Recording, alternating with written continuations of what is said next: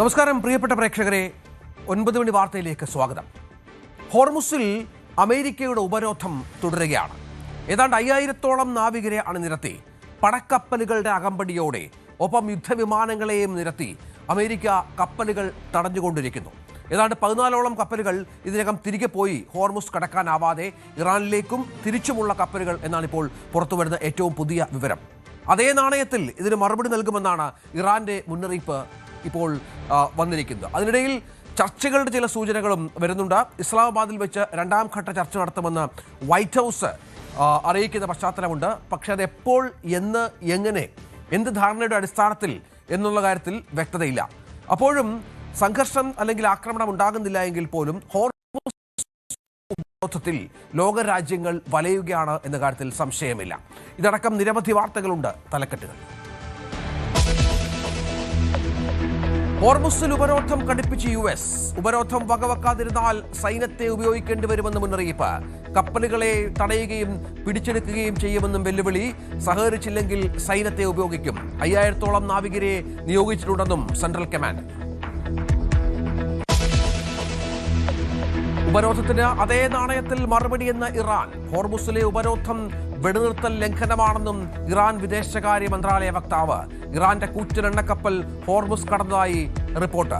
ചെങ്കടൽ, ഗൾഫ് എന്നിവിടങ്ങളിലേക്കുള്ള കയറ്റുമതി തടയുമെന്നും ഇറാന്റെ ഭീഷണി.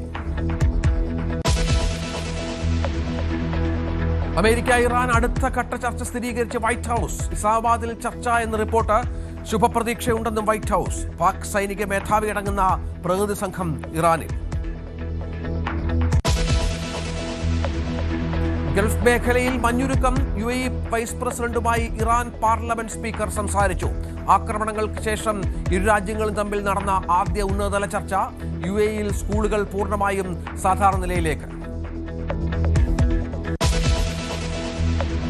റഷ്യയിൽ നിന്ന് ക്രൂഡ് ഓയിൽ വാങ്ങുന്നതിനായി ഇന്ത്യക്കുള്ള താൽക്കാലിക ഇളവ് നീട്ടില്ല. കടുപ്പിച്ച അമേരിക്ക. കടലിൽ നിലവിലെത്തിയിട്ടുള്ള എണ്ണയുടെ ഇടപാടുകൾക്ക് മാത്രം ഇളവ് ബാധകമെന്നും നിലപാട്. ലബനിലെ ബിൻ ജെബയിൽ ഇസ്രായേൽ സൈന്യം ഉടൻ കീഴടക്കുമെന്ന് ബെന്യാമിൻ നെതന്യാഹു. ബിൻ ജെബയിൽ ഹിസ്ബുള്ളയുടെ ആസ്ഥാനമെന്നും ആരോപണം. ലബനുമായി സമാധാന ചർച്ചകൾ ഉണ്ടെന്നും നെതന്യാഹു. തെക്കൻ ലബനിലെ വ്യോമാക്രമണത്തിൽ 2 കുട്ടികൾ ഉൾപ്പെടെ 5 പേർ മരിച്ചു. തിരുവനന്തപുരം വിഴിഞ്ഞത്ത് യുവാവിനെ അടിച്ചുകൊന്നു. തിരുവല്ലം വണ്ടിത്തളം സ്വദേശി സുമൻ മരിച്ചു. സഹോദരങ്ങളായ അനന്തു, അച്ചു എന്നിവർ പോലീസ് കസ്റ്റഡിയിൽ. സംഘർഷത്തിനിടയാക്കിയത് ബാറിലെ തർക്കം. KC വേണുഗോപാലിനെ പിന്തുണച്ചുകൊണ്ടുള്ള കെ സുധാകരന്റെ പോസ്റ്റിന് പിന്നാലെ കോൺഗ്രസിൽ പടയൊരുക്കം. KCയെ പിന്തുണച്ച് കൂടുതൽ നേതാക്കൾ രംഗത്ത്. സുധാകരൻ, വേണുഗോപാൽ നിർണായക കൂടിക്കാഴ്ച ഇന്ന് ഡൽഹിയിൽ.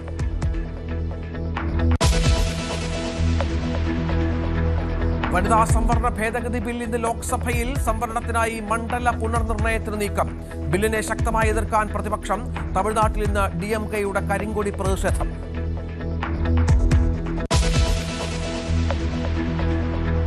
നിതിൻ രാജിന്റെ മരണത്തിൽ കോളേജിൽ ആരോഗ്യ സർവകലാശാല അന്വേഷണ സമിതിയുടെ തെളിവെടുപ്പിന് അധ്യാപകരിൽ നിന്നും വിദ്യാർത്ഥികളിൽ നിന്നും മൊഴിയെടുക്കും. ആരോപണ വിധേയരായ അധ്യാപകർ ഇപ്പോഴും ഒളിവിൽ. ഓസ്ട്രേലിയൻ സ്പിൻ ഇതിഹാസം ഷെയ്ൻ വോണിന്റെ മരണത്തിൽ ഗുരുതര ആരോപണവുമായി മകൻ. കോവിഡ് വാക്സിൻ എടുക്കാൻ നിർബന്ധിതനായത് പെട്ടെന്നുള്ള മരണത്തിനിടയാക്കിയെന്ന ആരോപണം.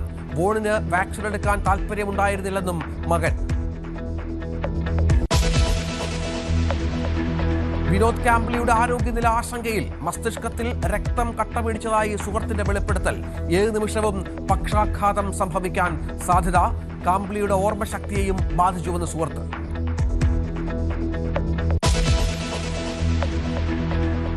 വളരെ പ്രധാനപ്പെട്ട ഒരു വിവരം. അമേരിക്ക നൽകുന്ന ഏറ്റവും പുതിയ മുന്നറിയിപ്പാണ്. തങ്ങളുടെ 5000-ഓളം സൈനികർ ഹോർമുസിൽ സജ്ജമാണ് എന്ന് ട്രംപ് പറയുന്നു. ഈ ഉപരോധം കടുപ്പിക്കും അമേരിക്ക. ഉപരോധം വകവെക്കാതിരുന്നാൽ സൈന്യത്തെ ഉപയോഗിക്കേണ്ടി വരും എന്നും US-ന്റെ മുന്നറിയിപ്പ് ഇപ്പോൾ പുറത്തുവരികയാണ്. ഉപരോധം ലംഘിക്കരുത്. ഇറാൻ തുറമുഖങ്ങളിലേക്ക് പോകാനോ അവിടെ നിന്ന് വരാനോ ശ്രമിക്കുന്ന കപ്പലുകളെ ഞങ്ങൾ തടയും, അല്ലെങ്കിൽ പിടിച്ചെടുക്കും അവർ അത് ലംഘിച്ചാൽ എന്നാണ് ഇപ്പോൾ ട്രംപ് പറയുന്നത്. ഉപരോധത്തോട് സഹകരിച്ചില്ലെങ്കിൽ സൈന്യത്തെ ഉപയോഗിക്കേണ്ടി വരും എന്നും ട്രംപ് വ്യക്തമാക്കുന്നു. മുഴുവൻ ശക്തിയും ഉപയോഗിച്ച് ഹോർമുസിൽ ഉപരോധം തുടരും എന്നാണിപ്പോൾ US സെൻട്രൽ കമാൻഡ് തന്റെ കുറിപ്പിൽ പറയുന്നത്. കപ്പലുകൾ തടയാൻ US എബ്രഹാം ലിങ്കണിലെ 5000-ഓളം നാവികരാണ് ഇപ്പോൾ അവിടെ ഉള്ളത് എന്നും സെൻട്രൽ കമാൻഡ് കൂട്ടിച്ചേർക്കുന്നു. ഇതിനിടയിൽ വരുന്ന മറ്റ് പ്രധാനപ്പെട്ട ഒരു വാർത്ത, 16ഓളം കപ്പലുകൾ പാതി വഴിയിൽ യാത്ര അവസാനിപ്പിച്ച് മടങ്ങുന്നു എന്നുള്ളതാണ്. 48 മണിക്കൂർ പിന്നിടുമ്പോൾ ഇത് ഉപരോധം വിജയകരമാണ് എന്നും ഇതുമായി ബന്ധപ്പെട്ട് അമേരിക്കയുടെ അവകാശവാദമടക്കമുണ്ട്. ഏറ്റവും പുതിയ വിവരങ്ങൾ ഇതാണ്. ഉപരോധം ലംഘിക്കാൻ ശ്രമിച്ച 9ഓളം കപ്പലുകൾക്ക് കർശന നിർദ്ദേശവും ഇതിനകം അമേരിക്ക നൽകി എന്നുള്ള വിവരം കൂടി ഇപ്പോൾ പുറത്തു വരുന്നുണ്ട്. അജയ് സുധാ ബിജു ഏറ്റവും പുതിയ വിവരങ്ങളുമായി ചേരും. അജയ്, ഹോർമുസിലെ ഉപരോധം അമേരിക്കയുടെ പുതിയ തന്ത്രമായി കാണണം ഇറാനെ കുരുക്കാൻ. ഏതെങ്കിലും തരത്തിൽ ഇത് ലോകരാജ്യങ്ങൾക്ക് ഇപ്പോൾ പ്രശ്നമായി തുടങ്ങിയിട്ടുണ്ടോ? ലോകത്തിന്റെ എണ്ണ വ്യാപാര ക്രമത്തെ ഇതിപ്പോൾ ഏത് തരത്തിൽ ബാധിച്ചു കഴിഞ്ഞു? തീർച്ചയായിട്ടും ഇപ്പോൾ ലോകരാജ്യങ്ങൾ ഉൾപ്പെടെ കടുത്ത ആശങ്കയാണ് അമേരിക്കയുടെ ഈ ഹോർമുസ് വഴിയുള്ള ഈ നിയന്ത്രണത്തിൽ ഇപ്പോൾ പ്രകടിപ്പിച്ചിരിക്കുന്നത്. UN അടക്കം ഇത് ആഗോള എണ്ണ വിതരണത്തെ ബാധിക്കുമെന്നുള്ള പ്രത്യേക മുന്നറിയിപ്പടക്കം പുറപ്പെടുവിക്കുന്ന ഒരു അവസ്ഥയുണ്ടായിരുന്നു. ഇപ്പോൾ ഇറാനിൽ നിന്ന് ഏറ്റവും കൂടുതൽ ക്രൂഡ് ഓയിൽ നിലവിലെ സാഹചര്യത്തിൽ വാങ്ങിക്കൊണ്ടിരിക്കുന്നത് ചൈനയാണ്. അപ്പോൾ പക്ഷേ ചില ചൈനീസ് കപ്പലുകൾ മേഖലയിലൂടെ കടന്നുപോയി എന്നുള്ള റിപ്പോർട്ടുകൾ അടക്കമുണ്ടായിരുന്നു. പക്ഷേ ചൈനയും തീർച്ചയായിട്ടും അമേരിക്കയുടെ ഈ ഉപരോധത്തിൽ ബാധിക്കപ്പെട്ടിട്ടുണ്ട്. അപ്പോൾ ചൈനയുടെ ഭാഗത്തു നിന്നും വളരെ ശക്തമായിട്ടുള്ള മുന്നറിയിപ്പാണ് മേഖലയിലെ സാഹചര്യത്തിനെ പറ്റിയിട്ട് ഇപ്പോൾ പുറപ്പെടുവിച്ചുകൊണ്ടിരിക്കുന്നത്. അതേസമയം ഇറാനും എത്രയും വേഗം ഈ ഒരു ഉപരോധം അവസാനിപ്പിക്കണം എന്നുള്ള ഒരു നിർദ്ദേശമാണ് നൽകുന്നത്. ഇറാന്റെ ഭാഗത്തു നിന്നുള്ള ഒരു അറിയിപ്പ് എന്ന് പറയുന്നത്, അമേരിക്ക എത്രയും വേഗം ഹോർമുസ് കടലിടുക്കിലെ ഉപരോധം അവസാനിപ്പിച്ചില്ലെങ്കിൽ തങ്ങൾ ചെങ്കടൽ ഉപരോധിക്കും എന്നതാണ് ഇറാന്റെ ഒരു മുന്നറിയിപ്പ് എന്ന് പറയുന്നത്. ഇപ്പോൾ ചെങ്കടൽ നമുക്കറിയാം, യൂറോപ്പിലേക്ക് അടക്കം ഏറ്റവും കൂടുതൽ ക്രൂഡ് ഓയിൽ വിതരണം ചെയ്യുന്ന പാതകളിലൊന്നാണ്. ആഫ്രിക്കൻ രാജ്യങ്ങളുമായി കണക്ട് ചെയ്യുന്ന ഒരു പാതയാണ്. ആഫ്രിക്കയും പിന്നെ അതുപോലെ ഏഷ്യൻ വൻകരയും തമ്മിൽ ഇന്റർ കണക്ട് ചെയ്യുന്ന പല പ്രധാനപ്പെട്ട മേഖലകളും സ്ഥിതി ചെയ്യുന്നത് ചെങ്കടലിലാണ്. അപ്പോൾ ഈ ചെങ്കടലും ഉപരോധിക്കപ്പെടുകയാണെങ്കിൽ അത് തീർച്ചയായിട്ടും ആഗോള എണ്ണ ഗതാഗതത്തെയും മറ്റ് ചരക്ക് നീക്കങ്ങളെയും ഒക്കെ തീർച്ചയായിട്ടും ബാധിച്ചേക്കാം.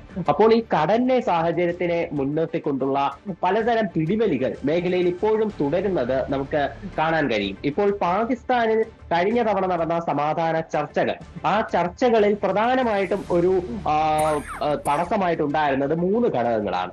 അതിലൊന്ന് നമുക്ക് എല്ലാവർക്കും അറിയാവുന്നത് പോലെ ആണവ ശക്തി തന്നെയാണ്. ഇറാന്റെ ആണവശേഷി സംബന്ധിച്ചുള്ള ഒരു ചർച്ചകൾ അതിൽ വഴിമുട്ടി നിന്നിരുന്ന ഒരു പ്രധാനപ്പെട്ട പ്രശ്നമുണ്ടായിരുന്നു. രണ്ടാമത്തെ കാര്യം തീർച്ചയായിട്ടും ഈ ഹോർമുസ് കടലിടുക്കിന്റെ നിയന്ത്രണം തന്നെയാണ്.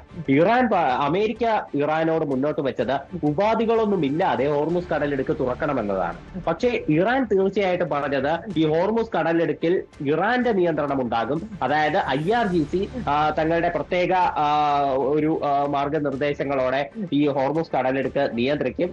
ആ ഒരു നിബന്ധന സമ്മതമാണെങ്കിൽ ഹോർമുസ് കടലിടുക്ക് തുറക്കാം എന്ന ഒരു നിർദ്ദേശം ഇറാൻ മുന്നോട്ട് വെച്ചു. പക്ഷെ അമേരിക്ക ഒരിക്കലും ഈ ഒരു കാര്യവും അംഗീകരിച്ചിരുന്നില്ല. അവരുടെ പ്രധാനപ്പെട്ട കൺസേൺ ആണവ വിഷയം തന്നെയാണ്. പക്ഷെ രണ്ടാമത്തെ ഈ കാര്യവും അമേരിക്ക അംഗീകരിക്കാത്ത ഒരു പശ്ചാത്തലം ഉണ്ടായിരുന്നു. അപ്പോൾ അതിനെ തുടർന്നാണ് ഇറാൻ മുന്നോട്ട് വെച്ച ഈ രണ്ടാമത്തെ പ്രധാനപ്പെട്ട കാര്യം, അത് മുൻനിർത്തിയാണ് അമേരിക്ക ഇപ്പോൾ ഇറാനെ കൂടുതൽ സമ്മർദ്ദത്തിലാക്കാൻ നോക്കുന്നത്. അമേരിക്ക പക്ഷെ പറഞ്ഞിട്ടുള്ളത് ഈ മേഖലയിലൂടെ കടന്നു പോകുന്ന എല്ലാ കപ്പലുകളെയും തങ്ങൾ ഉപരോധിക്കില്ല, ഇറാനിയൻ തുറമുഖങ്ങളിലേക്ക് വരുന്ന കപ്പലുകളെയും അതുപോലെ ഇറാനിൽ നിന്ന് തിരിച്ചു പോകുന്ന കപ്പലുകളെയും മാത്രമാകും ഉപരോധിക്കുക എന്നാണ് US പറഞ്ഞത്. പക്ഷേ ഈ ഒരു സാഹചര്യം, ഈ പടക്കപ്പലുകളെ ഉൾപ്പെടെ മുൻനിർത്തിക്കൊണ്ടുള്ള US-ന്റെ ഈ കർശനമായിട്ടുള്ള ഒരു സുരക്ഷാ ഒരു നിയന്ത്രണം എന്ന് പറയുന്നത് അത് തീർച്ചയായിട്ടും മറ്റ് കപ്പലുകളെയും ബാധിച്ചിട്ടുണ്ട്. ഇപ്പോൾ നമ്മൾ റഡാർ വഴി ഈ സെൻട്രൽ കമാൻഡിന്റെ ഭീഷണി അനുസരിച്ച് അജയ്, ഇതിനകം തന്നെ ഏതാണ്ട് 10ഓളം കപ്പലുകളെ ഇവർ തടഞ്ഞ് തിരിച്ചയച്ചു എന്നുള്ളതാണ്. അതിപ്പോൾ ചില കപ്പലുകളൊക്കെ ഈ ചില കപ്പലിലെ പ്രധാനപ്പെട്ട ആളുകളൊക്കെ പ്രതിഷേധിക്കുന്നുണ്ട്. ഇതിനിടയിൽ ഒരു ഇറാന്റെ കപ്പൽ, വലിയ കപ്പൽ, പടക്കപ്പൽ ഈ ഹോർമുസ് കടന്നതായി ചില സൂചനകളുണ്ട്. അതിൽ ചൈനയുടെ ഫ്ലാഗ് ഉണ്ടായിരുന്നു എന്നൊക്കെ പറയുന്നുണ്ട്. ഏതായാലും ഇപ്പോൾ US നീക്കത്തെ ഇറാൻ പൂർണ്ണമായും തള്ളുന്ന പശ്ചാത്തലമുണ്ട്. ഹോർമുസിലെ ഉപരോധം വെടിനിർത്തലിന്റെ ലംഘനമാണെന്നാണ് ഇറാന്റെ വിദേശകാര്യ മന്ത്രാലയ വക്താവ് പറഞ്ഞു വെക്കുന്നത്. നേരത്തെ പറഞ്ഞ പോലെ അതേ നാണയത്തിൽ തിരിച്ചടി നൽകുക എന്ന് പറയുമ്പോൾ ചെങ്കടൽ ഉപരോധിക്കുക, അല്ലേ? അത് വളരെ പ്രധാനപ്പെട്ട ഒന്നാണ്. ചെങ്കടൽ ഉപരോധിച്ചുകൊണ്ട് ഇതിനെ തിരിച്ചടിക്കാൻ ശ്രമിച്ചാൽ അതും അമേരിക്കയ്ക്ക് മറുപടി പറയേണ്ട ഒരു കാര്യത്തിലേക്ക് വരും. ഹോർമുസ് ഉപരോധത്തിന്, ഹോർമുസിലെ തടസ്സത്തിന് അമേരിക്ക ലോകരാജ്യങ്ങളോട് മറുപടി പറഞ്ഞ് തളർന്നിരിക്കുന്ന പശ്ചാത്തലത്തിലാണ് പുതിയൊരു രീതിയിലേക്ക് ഇറാൻ കടക്കുന്നത്. തീർച്ചയായിട്ടും ഇപ്പോൾ ഹോർമുസിന് സമാനമായിട്ട് ചെങ്കടലിലുള്ള ഒരു കടലെടുക്കാണ് ബാബൽ മാൻഡേബ് എന്ന് പറയുന്നത്. ഇതും തീർച്ചയായിട്ടും ഇപ്പോൾ ഈ ഹോർമുസ് പോലെ തന്നെ ആഗോള എണ്ണ വിതരണത്തിന്റെ വലിയൊരു ശതമാനവും സ്ഥിതി ചെയ്യുന്ന വളരെ തന്ത്രപ്രധാനമായിട്ടുള്ള മേഖല തന്നെയാണ്. അപ്പോൾ ഇവിടെ ഉപരോധിക്കുമെന്ന് ഇറാന്റെ പാർലമെന്റ് സ്പീക്കറായിട്ടുള്ള മുഹമ്മദ് ബാഖർ ഖാലിബാഫ് അദ്ദേഹം നേരത്തെ തന്നെ ഭീഷണികൾ മുഴക്കിയിരുന്നു. IRGCയുടെ ഭാഗത്തു നിന്നാണ് ആദ്യം അത്തരം ഭീഷണികൾ വന്നത്. പിന്നീട് MP ഖാലിബാഫും സമാനമായിട്ടുള്ള ഭീഷണികൾ ഉയർത്തുന്നുണ്ടായിരുന്നു. ഇപ്പോൾ ഇത്തരമൊരു നീക്കത്തിലേക്ക് തങ്ങൾ കടക്കുന്നു എന്നതിന്റെ ഔദ്യോഗികമായിട്ടുള്ള വിവരങ്ങൾ കൂടി ഇറാൻ മുന്നോട്ട് വെക്കുകയാണ്. ഇപ്പോൾ അവർക്ക് അതിന് പ്രത്യേകമായിട്ടുള്ള ഒരു റീസൺ കൂടിയുണ്ട്. അതായത് അമേരിക്ക ഹോർമുസ് തടയുന്നു, ഹോർമുസിൽ ഉപരോധം അതുകൊണ്ട് തങ്ങൾ ചെങ്കടൽ ഉപരോധിക്കും, ബാബൽ മാൻഡേബ് വഴി ഉൾപ്പെടെ ഈ കപ്പലുകളെ കടത്തിവിടില്ല എന്നൊരു സന്ദേശം ഇറാൻ നൽകുന്നു. അപ്പോൾ ഇപ്പോൾ ഇറാൻ അത് ചെയ്യുകയാണെങ്കിൽ തന്നെ അവരുടെ ഭാഗം ക്ലിയർ ആക്കി ഒരു അന്താരാഷ്ട്ര പ്രഷർ ഇറാനിലേക്ക് മാത്രം കോൺസെൻട്രേറ്റ് ചെയ്യാതെ അമേരിക്കയിലേക്ക് കൂടി അത്തരം സമ്മർദ്ദങ്ങൾ ചെലുത്താനാണ് ഇറാന്റെ നിലവിലെ തന്ത്രം എന്ന് പറയുന്നത്. പക്ഷെ അത്ര വലിയ ഒരു സാഹസത്തിലേക്ക് ഇറാൻ മുതിരുമോ എന്നുള്ളത് ഒരു ചോദ്യചിഹ്നമാണ്. കാര്യം ഇപ്പോൾ തന്നെ അമേരിക്കൻ സേനയെ ഉൾപ്പെടെ നിയന്ത്രിക്കേണ്ടതുണ്ട്. ഇപ്പോൾ നേരിട്ടുള്ള ആക്രമണങ്ങളിലേക്കൊന്നും കടന്നിട്ടില്ല, പക്ഷേ മേഖലയിലെ സുരക്ഷാ സാഹചര്യം അത് മുന്നോട്ട് കൊണ്ടുപോകേണ്ടതുണ്ട്. അതുകൊണ്ട് തന്നെ ഇറാന്റെ ഒരു വലിയ വിഭാഗം സേന ഇപ്പോഴും ഹോർമുസ് കടലിൽ സ്ഥിതി ചെയ്യുന്നുണ്ട്. അപ്പോൾ ഈ സാഹചര്യത്തിൽ അമേരിക്കൻ ഭീഷണിയെ മറികടന്നുകൊണ്ട് ഈ ചെങ്കടലിലേക്ക് കൂടി അവരുടെ ഒരു കോൺസെൻട്രേഷൻ കേന്ദ്രീകരിക്കുക, അത് ഇപ്പോഴത്തെ സാഹചര്യത്തിൽ കുറച്ച് അപ്രാപ്യമാണെന്ന് പറയാൻ സാധിക്കും. പക്ഷേ ഇത്തരമൊരു സാഹസത്തിലേക്ക് ഇറാൻ മുതിർന്നാൽ അത് ഇപ്പോഴുള്ള പ്രതിസന്ധിയേക്കാൾ ഒരു 10 മടങ്ങ് പ്രതിസന്ധിയിലേക്ക് ലോകരാജ്യങ്ങളെ കൊണ്ടുപോകാനുള്ള സാധ്യതയുണ്ട്. ശരി, തുടരുക അജയ്. മറ്റൊരു പ്രധാനപ്പെട്ട വിവരം പുറത്തു വരുന്നത് അമേരിക്കൻ ഉപരോധം തുടർന്നാൽ, അതായത് ഇറാൻ വ്യക്തമാക്കിയിരിക്കുന്ന മറ്റൊരു പ്രധാന ഭീഷണി ചെങ്കടൽ, ഗൾഫ് എന്നിവിടങ്ങളിലേക്കുള്ള കയറ്റുമതി തടയും എന്നുള്ളതാണ്. ഗൾഫിലേക്കുള്ള കയറ്റുമതി എന്ന് തടയുമെന്ന് പറയുമ്പോൾ നമുക്കറിയാം, നേരത്തെ ഗൾഫിലേക്ക് ആക്രമണം നടത്തിയാണ്, ഗൾഫ് രാജ്യങ്ങളിലേക്ക് ആക്രമണം നടത്തിയാണ് ഇറാൻ പലപ്പോഴും ഉപരോധത്തെ, അമേരിക്കയുടെ ആക്രമണത്തെ പ്രതിരോധിച്ചതും ഒരു വെടിനിർത്തൽ കരാറിലേക്കൊക്കെ അമേരിക്ക എത്തിച്ചതും അത്തരം ഭീഷണികൾ തന്നെ ആയിരുന്നു. തുടർച്ചയായി UAE പോലെയുള്ള രാജ്യങ്ങൾ UAEയിലേക്കൊക്കെ ആക്രമണം നടത്തി ഇറാൻ അമേരിക്കൻ സഖ്യകക്ഷികളെ പ്രതിസന്ധിയിലാക്കുകയും തുടർന്ന് അമേരിക്കയെ ഒരു വെടിനിർത്തൽ കരാറിലേക്ക് എത്തിക്കുകയും ചെയ്യുന്ന പശ്ചാത്തലമുണ്ടായിരുന്നു. അത്തരത്തിലാണ് ഇപ്പോൾ പുതിയ നീക്കം. ചെങ്കടൽ ഉപരോധമൊക്കെ സംഭവിച്ചു കഴിഞ്ഞാൽ സ്വാഭാവികമായും അതിനും അമേരിക്ക മറുപടി പറയേണ്ടി വരുന്ന പശ്ചാത്തലം ഉണ്ടാകും. ഇതിനിടയിൽ അമേരിക്ക ഇറാൻ അടുത്ത ഘട്ട ചർച്ച നടക്കുമെന്ന് വൈറ്റ് ഹൗസിന്റെ സ്ഥിരീകരണവും വന്നിട്ടുണ്ട്. പക്ഷേ എന്ന്, എപ്പോൾ, എങ്ങനെ എന്നുള്ളത് സമയം പുറത്ത് വിട്ടിട്ടില്ല വൈറ്റ് ഹൗസ് ഇതുവരെ. ഇസ്ലാമാബാദിൽ വെച്ചായിരിക്കും ചർച്ച എന്നാണ് റിപ്പോർട്ടുകൾ പുറത്തു വരുന്നത്. ഏപ്രിൽ 22-ന് നമുക്കറിയാം ഈ വെടിനിർത്തൽ കരാർ അവസാനിക്കുകയാണ്. ഇപ്പോൾ ആക്രമണങ്ങളൊന്നും നടക്കാത്ത പശ്ചാത്തലമുണ്ട്. ഇരു രാജ്യങ്ങളും തമ്മിലുള്ള ചർച്ചകൾ പുരോഗമിക്കുകയാണെന്നും ശുഭപ്രതീക്ഷയുണ്ടെന്നുമാണ് വൈറ്റ് ഹൗസിന്റെ പ്രസ് സെക്രട്ടറി കരോലിൻ ലിവിറ്റ് ഇപ്പോൾ വ്യക്തമാക്കുന്നത്. ഔദ്യോഗികമായി ഒരു കരാറിൽ എത്തിയിട്ടില്ലെങ്കിലും നയതന്ത്ര ചർച്ചകൾ ഫലപ്രദമാണെന്നാണ് ഇവർ പറയുന്നത്. അതേസമയം യുദ്ധത്തിൽ അമേരിക്ക ഔദ്യോഗികമായി വെടിനിർത്തൽ ആവശ്യപ്പെട്ടു എന്ന തരത്തിലുള്ള റിപ്പോർട്ടുകൾ കൂടി വൈറ്റ് ഹൗസ് തള്ളുന്ന പശ്ചാത്തലം വളരെ പ്രധാനപ്പെട്ട ഒന്നാണ്. ഏതായാലും ഇതിനിടെ മറ്റൊരു വിവരം പുറത്തു വരുന്നത് പാക് സൈനിക മേധാവി അസിം മുനീർ അടങ്ങുന്ന ഒരു പ്രതിനിധി സംഘം ഇറാനിൽ എത്തിയിട്ടുണ്ട് എന്നും ഇറാൻ അധികൃതരുമായി ചർച്ച നടത്തുകയാണ് എന്നും US-ന്റെ അടുത്ത ചർച്ചയിലെ പ്രധാന ലക്ഷ്യങ്ങൾ എന്തൊക്കെയായിരിക്കും, ഡിമാൻഡുകൾ എന്തൊക്കെയായിരിക്കും എന്നുള്ളത് ഇറാനെ ധരിപ്പിക്കാൻ ശ്രമിക്കുകയാണ് എന്നുമുള്ള വിവരങ്ങൾ കൂടി പുറത്തു വരുന്ന പശ്ചാത്തലം കൂടിയുണ്ട്. ഒപ്പം ഇറാന് പാകിസ്ഥാന് അമേരിക്ക നന്ദി പറയുന്ന പശ്ചാത്തലം കൂടിയുണ്ട്. ഈ ചർച്ചകളിലെ ഏക മധ്യസ്ഥൻ പാകിസ്ഥാനാണെന്നും അവരുടെ ഇടപെടലുകൾ അഭിനന്ദനാർഹമാണെന്നുമാണ് അമേരിക്കയുടെ പ്രശംസ പാകിസ്ഥാന്. അജയ്, ഇപ്പോൾ ചർച്ചകൾക്കുള്ള കളമൊരുങ്ങുന്നുണ്ട്. രണ്ടാം ഘട്ട ചർച്ചകളാണ് പ്രതീക്ഷിക്കേണ്ടത്. ഏത് നിമിഷവും അത് സംഭവിച്ചേക്കാം. ഒരുപക്ഷെ അത് ആരംഭിച്ചിട്ടുണ്ടാകാം. പക്ഷെ അപ്പോഴും എന്തിലൂന്നിയുള്ള ചർച്ച എന്നുള്ളൊരു പ്രശ്നമുണ്ടല്ലോ. നേരത്തെ പറഞ്ഞ ഹോർമുസുമായി ബന്ധപ്പെട്ട് വിട്ടുവീഴ്ചയ്ക്ക് അമേരിക്കയും ഇറാനും തയ്യാറല്ല. ആണവ വിഷയത്തിൽ ഇറാൻ പുറകോട്ടില്ല എന്ന് വ്യക്തമാക്കിയ സാഹചര്യമുണ്ട്. അപ്പോൾ പുതിയൊരു ഫോർമുല രൂപപ്പെടുത്തിയെടുക്കുക എന്നുള്ള ബാധ്യത ഇപ്പോൾ പാകിസ്ഥാനാണ്. തീർച്ചയായിട്ടും ഇപ്പോൾ അതിന്റെ ഭാഗമായിട്ട് തന്നെയാണ് പാകിസ്ഥാന്റെ ഫീൽഡ് മാർഷൽ ആയിട്ടുള്ള അസീം മുനീർ ഇപ്പോൾ ഇറാനിലെത്തിയിരിക്കുന്നത്. അവിടെ ചെന്ന് ഇറാന്റെ ഒഫീഷ്യൽസിനെ ഒന്ന് അനുനയിപ്പിക്കുക, അതിന്റെ ചുമതല തന്നെയാണ് പാകിസ്ഥാന് ഇക്കാര്യത്തിലുള്ളത്. മാത്രമല്ല പാകിസ്ഥാന്റെ ഒരു ഏറ്റവും പ്രധാനപ്പെട്ട ലക്ഷ്യം ഇപ്പൊ കഴിഞ്ഞ വർഷം ഓപ്പറേഷൻ സിന്ദൂർ സമയത്ത് ഉൾപ്പെടെ ഇന്ത്യ ലോകരാജ്യങ്ങൾക്ക് മുന്നിൽ ഉയർത്തിക്കാട്ടിയ, അതായത് ആഗോള തീവ്രവാദത്തിന്റെ ഉൽപാദകരാണ് പാകിസ്ഥാൻ എന്നൊരു വാദം. അപ്പോൾ ഈ ഒരു ഭീകരവാദത്തിന് കളമൊരുക്കുന്ന ആ ഒരു ഇമേജ് ഒന്ന് നന്നാക്കി ഒരു മീഡിയേറ്റർ അല്ലെങ്കിൽ സമാധാനം ആഗ്രഹിക്കുന്ന ഒരു രാജ്യം എന്നുള്ള രീതിയിലൊക്കെ അവരുടെ ഒരു ഇമേജ് മാറ്റിയെടുക്കാനുള്ള പരിശ്രമങ്ങൾ പാകിസ്ഥാൻ അത് തുടർച്ചയായിട്ട് നടത്തുന്നുണ്ട്. അപ്പോൾ അതിന്റെ ഒരു ഭാഗമായിട്ട് അതിന്റെ ഒരു ഗിമ്മിക്ക് ഡ്രാമ എന്ന് വേണമെങ്കിൽ നമുക്ക് ഇക്കാര്യത്തിനെ പറയാൻ സാധിക്കും. അപ്പോൾ അതിനു വേണ്ടിയിട്ട് തന്നെയാണ് പാകിസ്ഥാൻ ഈ മീഡിയേറ്ററിന്റെ ഒരു കാര്യം അത് ഭംഗിയായിട്ട് നിർവഹിച്ചുകൊണ്ടിരിക്കുന്നത്.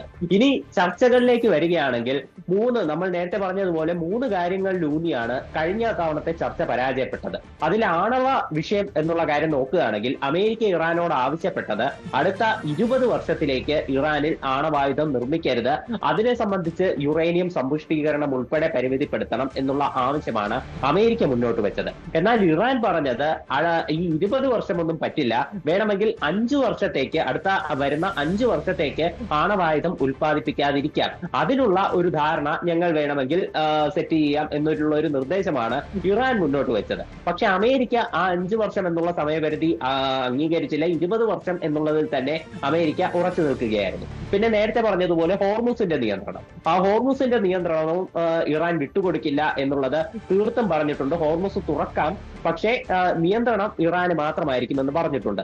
പിന്നെ ഇറാൻ മുന്നോട്ട് വെച്ച ഏറ്റവും പ്രധാനപ്പെട്ട 3ാമത്തെ ഒരു നിർദ്ദേശം അമേരിക്ക അംഗീകരിക്കാത്തത് ലെബനന്റെ കാര്യമാണ്.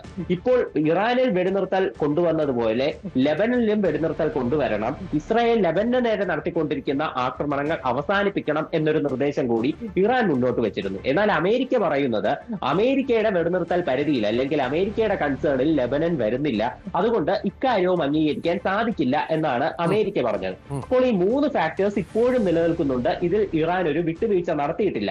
പക്ഷേ ഈ വെടിനിർത്തൽ കാലയളവ് ഈ വരുന്ന ഏപ്രിൽ 22-ന് അവസാനിക്കുകയുമാണ്.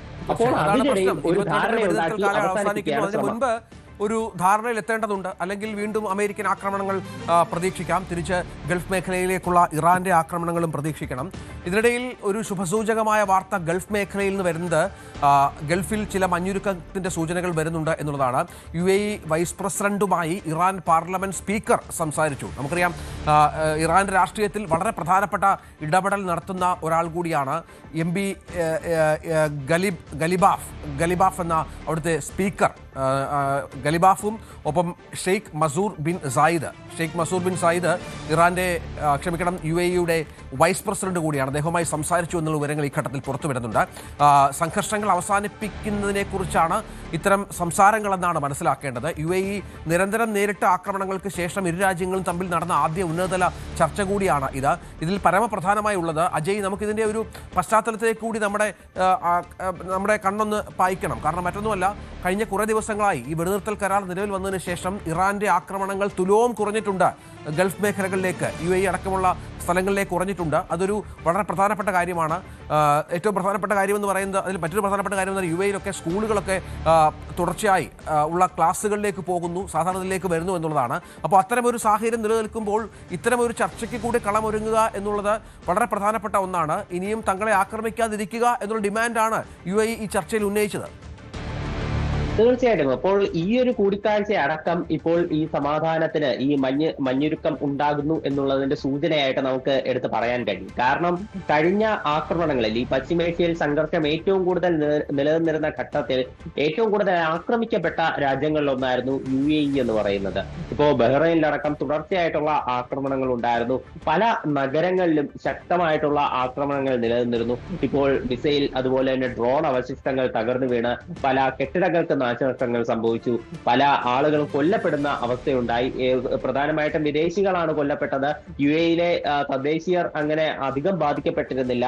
പക്ഷേ സ്കൂൾ ജീവിതം ഉൾപ്പെടെ തടസ്സപ്പെടുന്ന വലിയൊരു ആശങ്കാജനകമായിട്ടുള്ള അവസ്ഥയുണ്ടായിരുന്നു. മാത്രമല്ല ഈദ്ഗാഹുകൾ ഒഴിവാക്കുന്ന ഒരു അവസ്ഥയുണ്ടായിരുന്നു. ഇപ്പോൾ ഈ ചെറിയ പെരുന്നാളുമായി ബന്ധപ്പെട്ട് ഈ ഈദ്ഗാഹുകൾ ഒഴിവാക്കുന്ന വളരെ വേദനാജനകമായിട്ടുള്ള, അതായത് പശ്ചിമേഷ്യയിലെ രാജ്യങ്ങൾക്ക് ഒരിക്കലും ചിന്തിക്കാൻ പോലും പറ്റാത്ത പറ്റാത്ത അത്തരം ഒരു അവസ്ഥയിലേക്ക് വരെ ഈ സംഘർഷം കൊണ്ടുചെന്ന് എത്തിച്ചിട്ടുണ്ട്. അപ്പോൾ അവിടെയാണ് ഇപ്പോൾ നിലവിൽ UAE വൈസ് പ്രസിഡന്റ് ആയിട്ടുള്ള ഷെയ്ഖ് മൻസൂർ ബിൻ സായിദും അതുപോലെ തന്നെ ഇറാന്റെ പാർലമെന്റ് സ്പീക്കർ ആയിട്ടുള്ള മുഹമ്മദ് ബാക്കർ ഖാലിബാഫും തമ്മിൽ ഈ കൂടിക്കാഴ്ച നടത്തുന്നത്. തീർച്ചയായിട്ടും ഈ വിവിധ വിഷയങ്ങൾ, നേരത്തെ നടന്ന ആക്രമണങ്ങൾ ഉൾപ്പെടെ വിവിധ വിഷയങ്ങൾ ചർച്ചയായിട്ടുണ്ടാകാം എന്നുള്ള സൂചനകളാണ് നമുക്ക് ലഭിക്കുന്നത്. പിന്നെ മറ്റൊരു സാധ്യത എന്ന് പറയുന്നത് തീർച്ചയായിട്ടും ഇപ്പോൾ നേരത്തെ പറഞ്ഞതുപോലെ ഏപ്രിൽ 22-ന് വെടിനിർത്തൽ കാലയളവ് അവസാനിക്കുകയാണ്. ഇപ്പോൾ ഹോർമുസ് കടലിടുക്കിൽ ഉൾപ്പെടെ സംഘർഷ സാധ്യതകൾ അത് ഉയർന്നുകൊണ്ടിരിക്കുന്നു. അപ്പോൾ ഇങ്ങനെയാണെങ്കിൽ ചിലപ്പോൾ അതിന് ഒരു വിദൂര സാധ്യത മാത്രമാണ്, പക്ഷേ വീണ്ടും ഒരു സംഘർഷത്തിലേക്ക് പോകാനുള്ള സാധ്യതകൾ ഇപ്പോഴും നിലനിൽക്കുന്നുണ്ട്. അപ്പോൾ അതിന് ചിലപ്പോൾ ഒരു മുൻകൂർ ജാമ്യവും ആയേക്കാം. അപ്പോൾ അങ്ങനെ പല സാധ്യതകളുണ്ട്. ഈ ചർച്ചയുടെ വിശദാംശങ്ങൾ നമുക്ക് ഇതുവരെ ലഭ്യമായിട്ടില്ല. തീർച്ചയായും അതാണ്. ഇതിനിടയിൽ മറ്റൊരു പ്രധാനപ്പെട്ട വാർത്ത പുറത്തു വരുന്നത് UAE-യിൽ സ്കൂളുകൾ പൂർണ്ണമായും സാധാരണ നിലയിലേക്ക് എത്തുന്നു എന്നുള്ളതാണ്. ഏപ്രിൽ 20 തിങ്കളാഴ്ച മുതൽ ക്ലാസുകൾ പുനരാരംഭിക്കാൻ നിർദ്ദേശം നൽകിയിട്ടുണ്ട്. എല്ലാ എമിറേറ്റ്സുകളിലും നിർദ്ദേശം ബാധകമാണ്. ആവശ്യമെങ്കിൽ സ്വകാര്യ വിദ്യാലയങ്ങൾക്ക് നേരിട്ടുള്ള ക്ലാസ് പഠനവും ഓൺലൈൻ പഠനവും ഒന്നിച്ചുള്ള ഹൈബ്രിഡ് രീതി അവലംബിക്കാം. രാജ്യത്തെ സ്കൂളുകൾ ഇതിനായി ഒരുക്കങ്ങൾ ആരംഭിച്ചിട്ടുണ്ട്. യൂണിവേഴ്സിറ്റികളിലും ഇതേ ദിവസം ക്ലാസ് പഠനം പുനരാരംഭിക്കാൻ ഉന്നത വിദ്യാഭ്യാസ മന്ത്രാലയം നിർദ്ദേശം നൽകി. തുടർച്ചയായുള്ള ആക്രമണങ്ങളെ തുടർന്നാണ് ക്ലാസുകൾ പൂർണ്ണമായും ഓൺലൈനിലേക്ക് മാറിയിരുന്നത്. CBSE പരീക്ഷകളടക്കം അവിടെ റദ്ദാക്കുന്ന ഒരു പശ്ചാത്തലമൊക്കെ ഉണ്ടായ അതീവ ഗൗരവതരമായ സാഹചര്യം കടന്നാണ് അവിടുത്തെ കുട്ടികൾക്ക്, നമ്മുടെ മലയാളികളായ സഹോദരങ്ങൾക്ക് ഒക്കെ ആശ്വാസകരമായ ഇപ്പോൾ വാർത്ത പുറത്തു വരുന്നത്. മറ്റു കാര്യം, ഈ യുദ്ധം അവസാനിച്ചു കഴിഞ്ഞാൽ പോലും വലിയ തോതിലുള്ള പ്രശ്നങ്ങൾ ലോകരാജ്യങ്ങൾക്ക് മാസങ്ങളോളം തുടരും എന്നുള്ള ചില സൂചനകൾ കൂടി നൽകുന്ന പശ്ചാത്തലം ഉണ്ട്. അതിപ്പോൾ എണ്ണവിലയുടെ വർധനവുണ്ട്. ഏഷ്യൻ ഡെവലപ്മെൻറ്റ് ബാങ്കിൻ്റെ മുന്നറിയിപ്പാണ് ഇതുമായി ബന്ധപ്പെട്ട് ഇപ്പോൾ വന്നിരിക്കുന്നത്. യുദ്ധം അവസാനിച്ചാലും അതിൻ്റെ പ്രത്യാഘാതങ്ങളിൽ നിന്ന് പുറത്തു കടക്കാൻ മാസങ്ങൾ വേണ്ടിവരും. വെടിനിർത്തൽ തുടരുകയും ഹോർമുസ് തുറക്കുകയും ചെയ്താലും തിരിച്ചടി മാറാൻ സമയമെടുക്കുമെന്നാണ് വേൾഡ് ബാങ്കിൻ്റെ അടക്കം മുന്നറിയിപ്പ്, ഏഷ്യൻ ഡെവലപ്മെൻറ്റ് ബാങ്കിൻ്റെ മുന്നറിയിപ്പ് വരുന്നത്. ഏതാണ്ട് $5800 കോടി നഷ്ടം ഇറാൻ യുദ്ധത്തിൽ ഊർജ്ജ മേഖലയിൽ സംഭവിച്ചു എന്നുള്ളത് ഏറെ ഗൗരവതരമായ കാര്യമാണ്. ഇത് പഴയപടി എത്താൻ മാസങ്ങളെടുക്കും എന്നുള്ള മുന്നറിയിപ്പാണ് വരുന്നത്. മറ്റൊരു പ്രധാനപ്പെട്ട വാർത്ത, റഷ്യയിൽ നിന്ന് നമുക്കറിയാം, നമുക്ക് ഇളവുണ്ടായിരുന്നു ഏതാണ്ട് 1 മാസത്തോളം ക്രൂഡ് ഓയിൽ വാങ്ങാനായി. അത് വാങ്ങുന്നതിനായി ഇന്ത്യൻ റിഫൈനറികൾക്ക് അനുവദിച്ചിരുന്ന താൽക്കാലിക ഇളവ് അത് ഒരു തരത്തിലും പുതുക്കില്ല എന്നാണ് അമേരിക്ക ഇപ്പോൾ വ്യക്തമാക്കുന്നത്. അതിൻ്റെ പ്രധാനപ്പെട്ട കാര്യം, ഇറാനും അമേരിക്കയും തമ്മിലുള്ള സംഘർഷത്തിൽ തുടർന്ന് ഇന്ത്യക്ക് ഓയിൽ ലഭിക്കാതായപ്പോഴാണ് റഷ്യയിൽ നിന്ന് തൽക്കാലത്തേക്ക് വാങ്ങാനായി അമേരിക്ക ഒരു ഇളവ് നൽകിയത്. കൂടുതൽ എണ്ണ റഷ്യയിൽ നിന്ന് വാങ്ങിയാൽ ഉപരോധം ഒപ്പം താരിഫ് വർധനവടക്കം ഏർപ്പെടുത്തുമെന്നുള്ള മുന്നറിയിപ്പായിരുന്നു ഉണ്ടായിരുന്നത്. ഇത് കടലിൽ നിലവിലെത്തിയിട്ടുള്ള എണ്ണയുടെ ഇടപാടുകൾക്ക് മാത്രം ആയി ഇളവ് പരിമിതപ്പെടുത്തുമെന്നും ഇതിലൂടെ റഷ്യയ്ക്ക് വലിയ സാമ്പത്തിക ലാഭം ഉണ്ടാക്കാൻ കഴിയില്ലെന്നുമാണ് ഇപ്പോൾ അമേരിക്ക വ്യക്തമാക്കുന്നത്. അതായത് ഇനിയും എണ്ണ കൂടുതലായി വാങ്ങുക, നമ്മൾ ആ പരമാവധി സമയം ഉപയോഗിച്ച് റഷ്യയിൽ നിന്ന് ഒരുപാട് എണ്ണ വാങ്ങിയെടുത്ത ഒരു സാഹചര്യമൊക്കെ അറിയാം. വലിയ കുറഞ്ഞ വിലയ്ക്കാണ് ഇന്ത്യക്ക് എണ്ണ നൽകിയിരുന്നത്. ഇത് വാങ്ങുന്നതിനുള്ള ഇളവ് അമേരിക്ക നൽകിയിരുന്നു. ഇനി മുതൽ US നിന്നുള്ള എണ്ണ ഇറക്കുമതി വർദ്ധിപ്പിക്കുമെന്നാണ് ഇപ്പോൾ അമേരിക്ക പ്രതീക്ഷിക്കുന്നത്. അത്തരത്തിലുള്ള പ്രതീക്ഷയുണ്ട്. അല്ലെങ്കിൽ കൂടുതൽ, നമുക്കറിയാം വെനസ്വേലയിൽ നിന്ന് മറ്റും എണ്ണ US-ലേക്ക് കൂടുതലായി എത്തുന്ന പശ്ചാത്തലമുണ്ട്. ഈ എണ്ണ ഇന്ത്യ വാങ്ങണം എന്നുള്ള ആവശ്യമാണ് ഇപ്പോൾ അമേരിക്ക ഉന്നയിക്കുന്നത്. ഇതിനോടുള്ള നമ്മുടെ പ്രതികരണം ഇതുവരെ വന്നിട്ടില്ല. അത് എത്രത്തോളം നിർണായകമാണ് എന്നുള്ളത് കാത്തിരുന്ന് കാണണം. മറ്റൊരു വാർത്ത, തെക്കൻ ലെബനനിലെ ഹിസ്ബുള്ളയുടെ പ്രധാന കേന്ദ്രമായ ബിൻ ജബൈൽ ഇസ്രായേൽ സൈന്യം ഉടൻ കീഴടക്കുമെന്നാണ് ഇപ്പോൾ ബെന്യാമിൻ നെതന്യാഹു വ്യക്തമാക്കിയിരിക്കുന്നത്. ഹിസ്ബുള്ളയ്ക്ക് നേരെ സൈന്യ നീക്കം ശക്തമായി തുടരും. അതേസമയം ലെബനുമായി ചർച്ച നടത്തും. സമാധാന ചർച്ചകൾ പുരോഗമിക്കുന്നുണ്ട്. ഹിസ്ബുള്ളയെ പൂർണ്ണമായും ഇല്ലാതാക്കും എന്നും നെതന്യാഹു പറയുന്നു. അതിൻ്റെ ഭാഗമായി ചില മേഖലകളിലേക്ക് ഇന്നലെയും വലിയ ആക്രമണങ്ങൾ ഉണ്ടായിരുന്നു. ഹിസ്ബുള്ളയുടെ വലിയ ഒരു കോട്ട എന്നാണ് ഇതിനെ വിശേഷിപ്പിക്കുന്നത്. ഈ കോട്ട തങ്ങൾ ഉടൻ ഇല്ലാതാക്കുമെന്നാണ് അദ്ദേഹം അവകാശപ്പെടുന്നത്.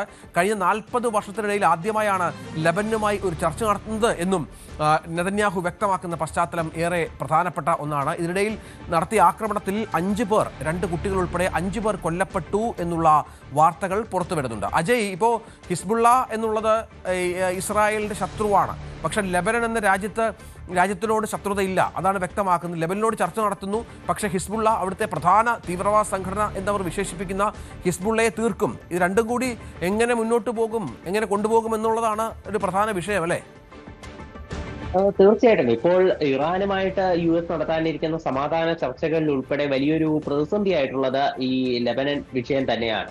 ലെബനിലേക്കുള്ള ഈ ഇസ്രായേലിന്റെ ആക്രമണം അത് സജീവമായി തന്നെ തുടരുന്ന ഒരു പശ്ചാത്തലം നമുക്ക് കാണാൻ സാധിക്കും. ഇപ്പോൾ നേരത്തെയുള്ള സംഘർഷങ്ങൾ നമ്മൾ നോക്കുകയാണെങ്കിൽ തന്നെ ഈ ഇറാൻ ഇസ്രായേൽ സംഘർഷം അത് ഇപ്പോൾ സജീവമായി നിലനിർത്തുന്നു എങ്കിലും ഈ ഗ്രൗണ്ട് ഇൻവേഷൻ ഉൾപ്പെടെ ഇസ്രായേൽ കൂടുതലായി ഫോക്കസ് ചെയ്തിരുന്നത് ലെബനിലേക്കാണ്. ലെബനന്റെ തെക്കൻ മേഖലകളിൽ കൂടുതൽ പ്രദേശങ്ങൾ ബഫർ സോണായി പ്രഖ്യാപിച്ചുകൊണ്ട് ഇസ്രായേലിന്റെ നിയന്ത്രണം കടുപ്പിച്ച് ഈ ഹിസ്ബുള്ള ഗ്രൂപ്പിനെ പൂർണ്ണമായി തുടച്ചു നീക്കുക അതുതന്നെയായിരുന്നു ഇസ്രായേലിന്റെ ഒരു ലക്ഷ്യം എന്ന് പറയുന്നത്. ഇതിന്റെ ഭാഗമായിട്ട് അവരുടെ പല പ്രധാനപ്പെട്ട കേന്ദ്രങ്ങളും തകർത്തു. അതുപോലെ തന്നെ നമ്മൾ നോക്കുകയാണെങ്കിൽ തെക്കൻ ലെബനിലുള്ള പല ഗ്രാമങ്ങളും കേന്ദ്രീകരിച്ച് ഹിസ്ബുള്ളയുടെ ട്രെയിനിങ് ക്യാമ്പുകൾ സ്ഥിതി ചെയ്തിരുന്നു. അപ്പോൾ ഇവയെല്ലാം പൂർണ്ണമായിട്ട് തകർത്തു. അതുപോലെ തന്നെ ഗതാഗത നീക്കം അത് സ്തംഭിപ്പിക്കുന്ന ഒരു സ്ഥിതി ഉണ്ടായി. അതായത് വടക്കൻ ഇസ്രായേലിനെയും വടക്കൻ ലെബനെയും തെക്കൻ ലെബനെയും തമ്മിൽ കണക്ട് ചെയ്യുന്ന ചില പാലങ്ങൾ തകർത്തു. അപ്പോൾ ഇതുവഴി ഈ ഹിസ്ബുള്ള ഗ്രൂപ്പിന്റേതാണെങ്കിലും കൂടുതലായിട്ടുള്ള ഉപകരണങ്ങൾ, വെടിക്കോപ്പുകൾ അതെല്ലാം തെക്കൻ ലെബനിലേക്ക് എത്തിക്കുന്നത് അത് ഇസ്രായേൽ നിയന്ത്രിച്ചു.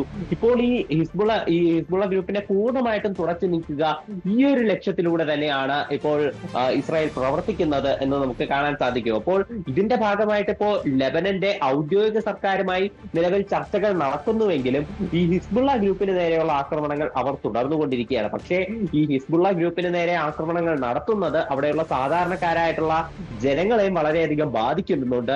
അപ്പോൾ ആ വിഷയത്തിലാണ് ഇപ്പോൾ ലെബനന്റെ ഔദ്യോഗിക സർക്കാർ ചർച്ചകൾ നടത്തുന്നത്. പക്ഷേ ഈ ഒരു വെടിനിർത്തൽ നിലവിൽ തങ്ങൾ ഉദ്ദേശിക്കുന്നില്ല.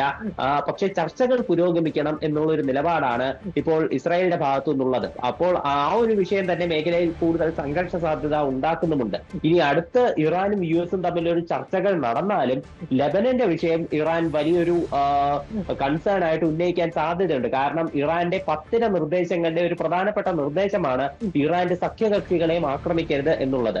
അതുകൊണ്ട് ഈ ലെബനന് നേരെയുള്ള ആക്രമണങ്ങൾ അത് നിർത്താൻ അത് തീർച്ചയായിട്ടും ഇറാൻ ഉന്നയിച്ചേക്കാം. മാത്രമല്ല US തിരിച്ചുന്നയിക്കാൻ പോകുന്നത് ഹിസ്ബുള്ള ഗ്രൂപ്പിന് ഇറാൻ നൽകുന്ന ധനസഹായങ്ങൾ അവസാനിപ്പിക്കണം എന്നൊരു നിർദ്ദേശം US പറയാൻ സാധ്യതയുണ്ട്. കാരണം US-ന്റെ 15 നിർദ്ദേശങ്ങളിൽ അത്തരം ഒരു പോയിന്റ് ഉണ്ട്. അപ്പോൾ ഇറാൻ ഇത് സമ്മതിക്കാതിരിക്കാനും നല്ല സാധ്യതയുണ്ട്. ശരി അജയ്, തുടരുക. ഇതിനിടയിൽ ഇറാൻ ഭരണകൂടത്തിന് സൈനിക സഹായം ചൈന നൽകുന്നു എന്നുള്ള ഒരു ആരോപണം അമേരിക്കയുടെ ഭാഗത്തുണ്ടായിരുന്നു. അത്തരം ചില റിപ്പോർട്ടുകളും പുറത്തു വന്നിരുന്നു. പക്ഷേ അത് പൂർണ്ണമായും ചൈന നിഷേധിക്കുകയാണ്. ഇത്തരം ആരോപണങ്ങൾ അടിസ്ഥാനരഹിതമാണെന്ന് ചൈനീസ് വിദേശകാര്യ മന്ത്രാലയം വ്യക്തമാക്കുന്നു. ഇതിന്റെ പേരിൽ നമുക്കറിയാം, ഇതുമായി ബന്ധപ്പെട്ട് ചില ഭീഷണികൾ കഴിഞ്ഞ ദിവസം ട്രംപിന്റെ ഭാഗത്ത് നിന്ന് വീണ്ടും ഉണ്ടായിരുന്നു. ഇനിയും അത്തരം സഹായങ്ങൾ നൽകിയാൽ ചൈനയിൽ നിന്ന് ഇറക്കുമതി ചെയ്യുന്ന വസ്തുക്കളുടെ തീരുവ കൂട്ടും, 50% കൂട്ടുമെന്നും മറ്റുമായിരുന്നു. ഇതിന്റെ പേരിൽ തീരുവ വർദ്ധിപ്പിക്കാനാണ് US തീരുമാനമെങ്കിൽ അതിനെതിരെ ശക്തമായ തിരിച്ചടി ഉണ്ടാകുമെന്നാണ് ചൈന വ്യക്തമാക്കുന്നത്. ചൈനീസ് നിർമ്മിത സാറ്റലൈറ്റുകളും വ്യോമ പ്രതിരോധ സംവിധാനങ്ങളും ശത്രു നീക്കങ്ങൾ തിരിച്ചറിയാൻ ഇറാനെ സഹായിക്കുന്നുവെന്നാണ് അമേരിക്കയുടെ ആരോപണം. അതേസമയം ഈ യുദ്ധത്തിലടക്കം ചൈനയ്ക്ക് നിഷ്പക്ഷ നിലപാടാണ് ഉള്ളത് എന്നാണ് ചൈന മുന്നോട്ട് വെക്കുന്ന പ്രധാനപ്പെട്ട കാര്യം. പക്ഷേ അപ്പോഴും ചില സഹായങ്ങൾ ഇറാന് നൽകുന്നുണ്ട് എന്ന് ചൈന വ്യക്തമാക്കുന്നുണ്ട്. പക്ഷേ ആ സഹായങ്ങൾ നൽകുന്നത് ഇറാനുമായുള്ള സൗഹൃദം നിലനിർത്താനും ഒപ്പം ആ രാജ്യത്തിൻ്റെ പ്രതിരോധത്തിനും വേണ്ടിയാണ്. പക്ഷേ അത് യുദ്ധത്തിനോ ആക്രമണത്തിനോ സഹായിക്കുന്ന തരത്തിൽ തങ്ങൾ വളർത്തില്ല എന്നാണ് ചൈന വ്യക്തമാക്കുന്നത്. മറ്റൊരു വാർത്തയിലേക്ക് കൂടി പോകണം. മുൻ ഇന്ത്യൻ താരം വിനോദ് കാംബ്ലിയുടെ ആരോഗ്യനില ആശങ്കയിൽ എന്നുള്ള റിപ്പോർട്ടുകൾ പുറത്തു വരികയാണ്. ഇദ്ദേഹത്തിൻ്റെ ഒരു സുഹൃത്ത് തന്നെയാണ് ഈ വിവരം മാധ്യമങ്ങളിലൂടെ പുറത്ത് വിട്ടത്. മസ്തിഷ്കത്തിൽ രക്തം കട്ട പിടിച്ചതായി സുഹൃത്ത് മാർക്കസ് ക്യൂട്ടോ വെളിപ്പെടുത്തുകയാണ്. അത് നീക്കം ചെയ്യാനാവില്ലെന്നും ഏത് നിമിഷവും പക്ഷാഘാതം സംഭവിക്കാൻ സാധ്യതയുണ്ടെന്നും മുന്നറിയിപ്പുള്ളതായാണ് കാംബ്ലിയുടെ സുഹൃത്ത് മുന്നറിയിപ്പ് നൽകുന്നത്. കാംബ്ലിയുടെ ഓർമ്മശക്തിയെ ഇത് ബാധിച്ചുവെന്നും ഇച്ഛാശക്തി കൊണ്ട് മാത്രമാണ് കാംബ്ലി പിടിച്ചു നിൽക്കുന്നതെന്നും വ്യക്തമാകുന്നുണ്ട്. ഇപ്പോൾ നമുക്ക് ലഭിക്കുന്ന ഒരു പ്രധാനപ്പെട്ട വിവരം, ക്രിക്കറ്റ് താരങ്ങൾ മാത്രമടങ്ങുന്ന ഒരു വാട്സപ്പ് ഗ്രൂപ്പ് ഇപ്പോൾ ഫോം ചെയ്തിട്ടുണ്ട് കാംബ്ലിയുടെ പേരിൽ. ഈ വാട്സപ്പ് ഗ്രൂപ്പ് വഴി ചില സുഹൃത്തുക്കളൊക്കെ സാമ്പത്തികമായ സഹായം നൽകുന്നുണ്ട്. ഇന്ത്യൻ ക്രിക്കറ്റ് ടീമിലെ ഒരു ബാഡ് ബോയ് ആയിരുന്നു കാംബ്ലി എന്ന് എല്ലാവർക്കും അറിയാം. മദ്യപാനശീലം വലിയ പ്രധാന പ്രശ്നമായിരുന്നു കാംബ്ലയെ സംബന്ധിച്ചിടത്തോളം. പക്ഷേ അദ്ദേഹം അത് ഉപേക്ഷിച്ചു ഈ അസുഖങ്ങളൊക്കെ വന്നതിന് ശേഷം. പക്ഷേ ഇപ്പോഴും സിഗരറ്റ് വലിക്കുന്നത് തുടരുകയാണ്. ഈ സിഗരറ്റ് വലിക്കുന്നത് നില വഷളാക്കുന്നുണ്ട് എന്നുള്ളതാണ് ഏറ്റവും പ്രധാനപ്പെട്ട കാര്യം. സാമ്പത്തികമായൊക്കെ വലിയ പ്രതിസന്ധിയിലാണ്. നമുക്കറിയാം, സച്ചിൻ തെണ്ടുൽക്കർക്കൊപ്പം ഉദിച്ചുയർന്ന താരമായിരുന്നു വിനോദ് കാംബ്ലി 90കളുടെയൊക്കെ തുടക്കത്തിൽ. ഇപ്പോൾ ഗുരുതരമായ ഈ പ്രശ്നങ്ങളിലൂടെ കടന്നു പോകുമ്പോൾ സച്ചിൻ്റെ ഈ ബാല്യകാല സുഹൃത്തിൻ്റെ ഒരു ട്വിസ്റ്റ്, ജീവിതത്തിൽ ട്വിസ്റ്റൊക്കെ നമ്മളെപ്പോലുള്ള കായിക പ്രേമികൾ, നമ്മുടെയൊക്കെ ബാല്യകാലത്ത് നമ്മളെ ത്രസിപ്പിച്ച താരം കൂടിയാണ് കാംബ്ലി. പക്ഷേ വളരെ പെട്ടെന്ന് വികാരങ്ങൾക്ക് അടിമപ്പെടുന്ന ഒരാൾ കൂടിയായിരുന്നു. 17 ടെസ്റ്റുകളിലും 104 ഏകദിനങ്ങളിലും ഇന്ത്യയെ പ്രതിനിധീകരിച്ച ഒരു താരത്തിനാണ് ഈ ഒരു ദുരവസ്ഥ എന്നുള്ളത് ഏറെ വിഷമമുള്ള ഒരു സംഗതി തന്നെയാണ്. നമ്മുടെ രാജ്യത്തുകൂടി ഒരുപാട് എക്സ്പ്രസ് വേകൾ കടന്നു പോകുന്നുണ്ട്. ഈ എക്സ്പ്രസ് വേകളിലൂടെയൊക്കെ നമുക്കറിയാം മനുഷ്യർക്ക് മാത്രമാണ് സഞ്ചരിക്കാൻ, വാഹനങ്ങൾക്ക് മാത്രമാണ് സഞ്ചരിക്കാനുള്ള വഴിയൊരുക്കിയിരിക്കുന്നത്. ഇപ്പോൾ ഒരു എക്സ്പ്രസ് വേ ഉത്തർപ്രദേശിലെ സഹാൻപൂരിൽ കൂടി കടന്നു പോകുന്ന ഒരു എക്സ്പ്രസ് വേ, ഡൽഹി ഡെറാഡൂൺ എക്സ്പ്രസ് ഹൈവേ ആണത്. അത് മാതൃകയാവുകയാണ്. എന്നാൽ 213 കിലോമീറ്റർ നീളത്തിൽ ഈ 6 വരി എക്സ്പ്രസ് പാതയിൽ 12 കിലോമീറ്റർ നീളത്തിലും വന്യജീവി ഇടനാഴിയാണ് എന്നുള്ളതാണ്. മാതൃകാപരമായ ഒരു പദ്ധതിയാണ്, സംശയമില്ല. പ്രധാനമന്ത്രി നരേന്ദ്രമോദി ഉദ്ഘാടനം ചെയ്ത ആ പദ്ധതിയുടെ പ്രത്യേകതകളിലൊന്ന് നിരവധി വന്യജീവി ഇടനാഴികൾ ഉണ്ട്. വന്യജീവികളുടെ സ്വതന്ത്ര സഞ്ചാരത്തിന് ആണ് ഈ ഉത്തർപ്രദേശിലെ സഹാൻപൂരിൽ 12 കിലോമീറ്റർ നീളത്തിൽ ഒരു ഇടനാഴി സൃഷ്ടിച്ചിരിക്കുന്നത്.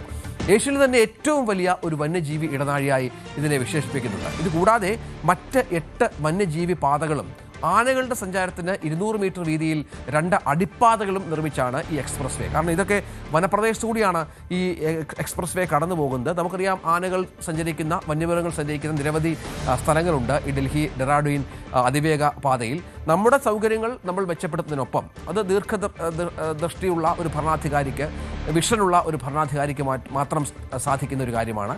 നമ്മുടെ മനുഷ്യരുടെ സൗകര്യങ്ങൾ മെച്ചപ്പെടുത്തുന്നതിനൊപ്പം അത് ഉപയോഗിച്ചു വന്ന ലക്ഷക്കണക്കിന് കോടിക്കണക്കിന് മൃഗങ്ങൾ കൂടിയുണ്ട്. നമുക്കറിയാം, നമ്മുടെ പല സ്ഥലങ്ങളിലും, ഇടുക്കി അടക്കമുള്ള സ്ഥലങ്ങളിലെ ഗ്രാമീണ മേഖലകളിലൊക്കെ വന്യമൃഗങ്ങൾ സ്ഥിരമായി ഇറങ്ങുന്നത് എന്തുകൊണ്ടാണ്? ഇവരുടെ വാസസ്ഥലങ്ങളിൽ നമ്മൾ കെട്ടിടങ്ങൾ കെട്ടിപ്പൊക്കുകയാണ്, മനുഷ്യർ വസിക്കാൻ പോവുകയാണ്. അപ്പോൾ അവർക്ക് പോകാൻ മറ്റു സ്ഥലങ്ങളില്ല. അപ്പോൾ അവർ പഴയതുപോലെ തന്നെ മനുഷ്യവാസമുള്ള മേഖലകളിലേക്ക് ഇറങ്ങി നാശനഷ്ടങ്ങൾ ഉണ്ടാക്കി എന്നൊക്കെ പറഞ്ഞ കണക്കുകൾ പുറത്തു വരും. പക്ഷേ അതിൻ്റെയൊക്കെ യഥാർത്ഥ കാര്യം നമ്മുടെ ദീർഘവീക്ഷണമില്ലാത്ത വികസനം തന്നെയാണ്, കയ്യേറ്റം തന്നെയാണ്.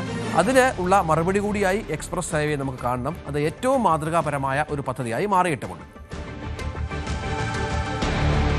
രൺബീർ സിംഗും ദീപിക പദുക്കോണും ബോളിവുഡിലെ തിളങ്ങുന്ന ദമ്പതികളാണ്. രൺബീർ ആകട്ടെ ഏറ്റവും വലിയ ഹിറ്റ്, ഇൻഡസ്ട്രി കണ്ട ഏറ്റവും വലിയൊരു ഹിറ്റിൻ്റെ അധിപനായി ഇങ്ങനെ മിന്നു നിൽക്കുന്ന സമയമാണ്. ഇതിനിടയിൽ ഈ രണ്ടുപേരും കൂടി ഒരു ആഡംബര വസതി വാങ്ങി. അതും ബാന്ദ്ര ബാൻഡ്സ്റ്റാൻഡിൽ എന്ന പ്രദേശത്ത്.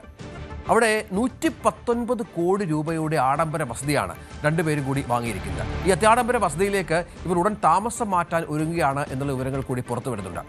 റിയൽ എസ്റ്റേറ്റ് രംഗത്തും ഒക്കെ വലിയ സാമ്രാജ്യം കെട്ടിപ്പടുത്ത ദമ്പതികളാണ് രൺബീറും ഒപ്പം ദീപികയും. എല്ലാവർക്കും അറിയാവുന്ന കാര്യമാണ്.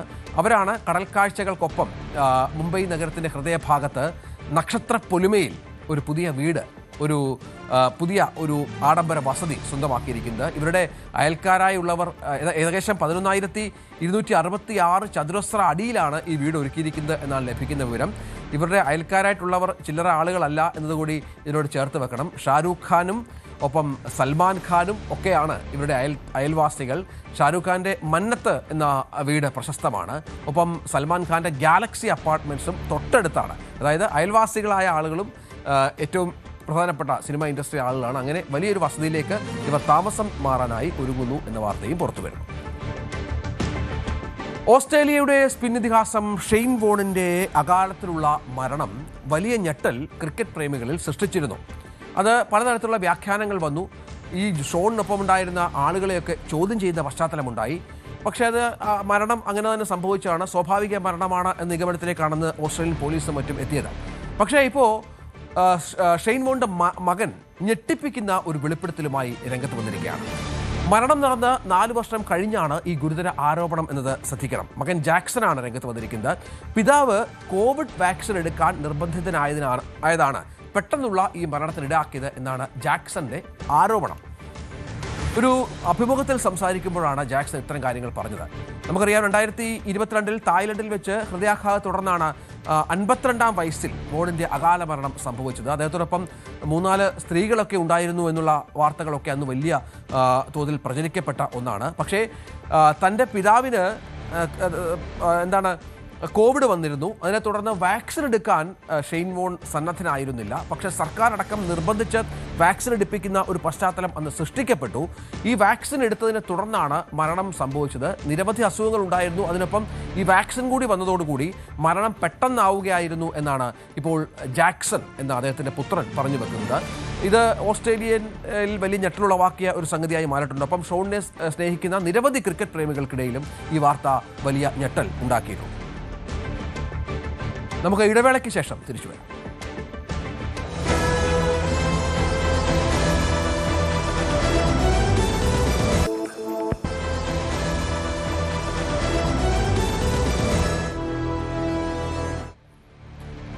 കെ.സി. വേണുഗോപാൽ മുഖ്യമന്ത്രിയാകണമെന്ന തരത്തിലുള്ള കെ. സുധാകരന്റെ FB പോസ്റ്റിന് പിന്നാലെ ഡൽഹിയിൽ ഇന്ന് അതിനിർണായകമായ ഒരു കൂടിക്കാഴ്ച നടക്കുന്നുണ്ട്. കെ. സുധാകരനും കെ.സി. വേണുഗോപാലും തമ്മിലാണ് കാണുന്നത് എന്നാണ് ഇപ്പോൾ ലഭ്യമാകുന്ന വിവരം. മുഖ്യമന്ത്രി സ്ഥാനത്തെ ചൊല്ലിയുള്ള തർക്കങ്ങൾക്കിടയിലാണ് സുധാകരൻ കെ.സി. വേണുഗോപാലിനെ കാണുന്നത്. സുധാകരന്റെ ഫേസ്ബുക്ക് പോസ്റ്റിന് പിന്നാലെ കെ.സിയെ പിന്തുണച്ചുകൊണ്ട് യുവനേതാക്കൾ അടക്കമുള്ളവർ രംഗത്ത് വന്ന പശ്ചാത്തലമുണ്ടായിരുന്നു. സന്ദീപ് വാര്യർ, അലോഷ്യസ് സേവ്യർ, റോജി എം ജോൺ, പഴകുളം മധു തുടങ്ങിയവർ കെ.സി. വേണുഗോപാലിനെ പ്രകീർത്തിച്ചിരുന്നു. മുഖ്യമന്ത്രിയാകാൻ കെ.സി. വേണുഗോപാലാണ് ഏറ്റവും മികച്ച ആൾ എന്നാണ് ഇവരൊക്കെ ആവശ്യപ്പെടുന്നത്. ഡാൻ കുര്യഞ്ചേരി, ഡാന് ഈ മുഖ്യമന്ത്രിയാകുക എന്ന് പറഞ്ഞാൽ തെരഞ്ഞെടുപ്പിൽ ജയിക്കണം, ഭൂരിപക്ഷം കിട്ടണം. അതിനായി പണിയെടുത്ത നിരവധി ആളുകൾ കേരളത്തിൽ തന്നെ ഉണ്ട്, സംശയമില്ല. ഇപ്പോൾ വി.ഡി. സതീശനാണ് ഒന്നാമത്തെ പേരുകാരൻ. രണ്ടാമത് രമേശ് ചെന്നിത്തല തെരഞ്ഞെടുപ്പ് കമ്മിറ്റിയുടെ അധ്യക്ഷനും മറ്റുമായിരുന്നു. കെ.സി. ഇങ്ങനെ വന്നുപോയി എന്ന ഒരാളാണ്. പക്ഷേ പലപ്പോഴും ഈ തെരഞ്ഞെടുപ്പ് രംഗത്ത് ഉടനീളം കെ.സിയുടെ സാന്നിധ്യം ഉണ്ടായിരുന്നു എന്നത് ശരിയാണ്. സീനിയർ നേതാവാണ്, അതിനുള്ള അർഹനായ ആളാണ്. യഥാർത്ഥത്തിൽ കോൺഗ്രസിൽ ഇപ്പോൾ തന്നെ ഇത്തരം വിഷയങ്ങളിൽ കല്ലുകടി തുടങ്ങിയിട്ടുണ്ടല്ലേ?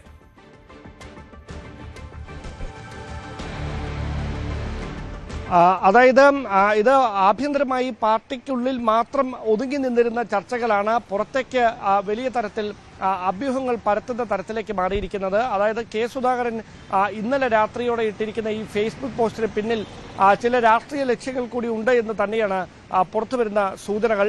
നേരത്തെ രമേശ് ചെന്നിത്തല മുഖ്യമന്ത്രിയാക്കണമെന്ന് പരസ്യമായി ആവർത്തിച്ച് നിലപാടെടുത്ത സുധാകരൻ ഒരാഴ്ച തികയും മുമ്പ് ആ നിലപാട് മാറ്റിക്കൊണ്ട് കെ.സി.